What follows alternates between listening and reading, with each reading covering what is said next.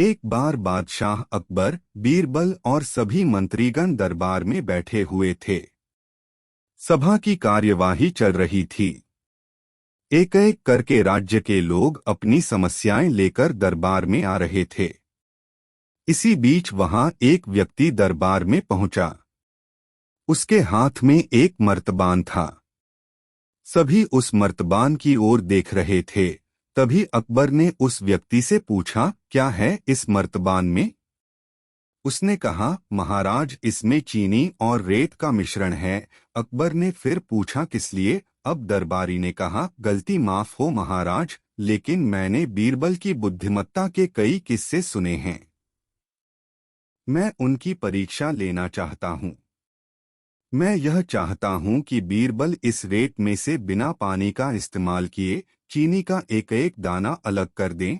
अब सभी हैरानी से बीरबल की ओर देखने लगे।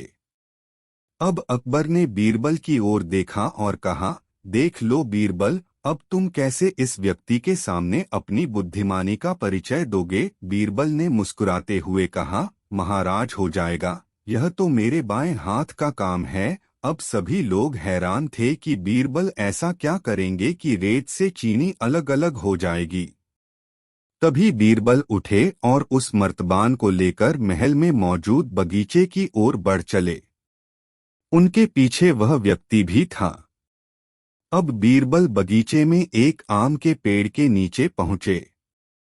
अब वह मर्तबान में मौजूद रेत और चीनी के मिश्रण को एक आम के पेड़ के चारों तरफ फैलाने लगे।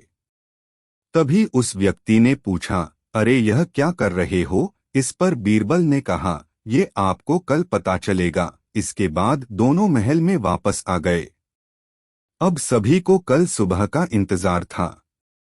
अगली सुबह जब दरबार लगा तो अकबर और सारे मंत्री एक साथ बगीचे में पहुंचे।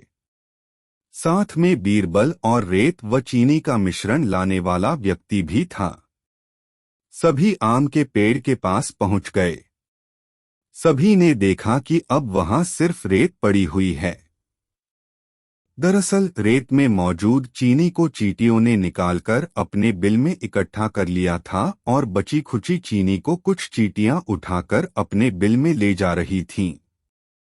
इस पर उस व्यक्ति ने पूछा, चीनी कहाँ गई? तो बीरबल ने कहा, रेत से चीनी अलग हो गई है। सभी जोर जोर से हंसने लगे।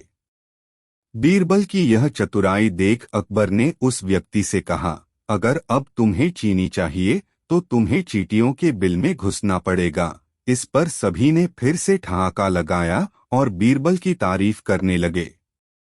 कहानी से सीख: किसी को नीचा दिखाने का प्रयास आपके लिए हानिकारक हो सकता है।